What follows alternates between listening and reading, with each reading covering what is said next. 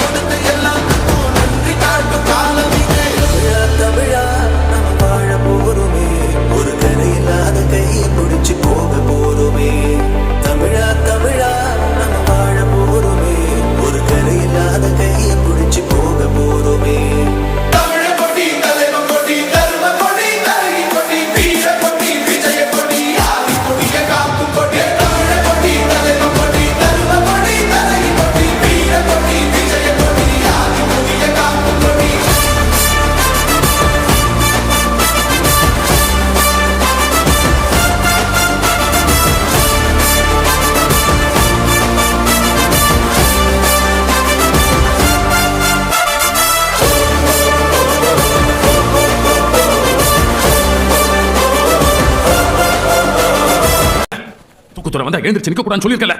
நீ தானே எந்திரிச்சு நிக்கிற. எந்திரிச்சது மட்டும் இல்ல, வேட்டியை வேற இறக்கி விட்டுருக்க. சரி சரி சும்மா விடைக்காத உட்காரு.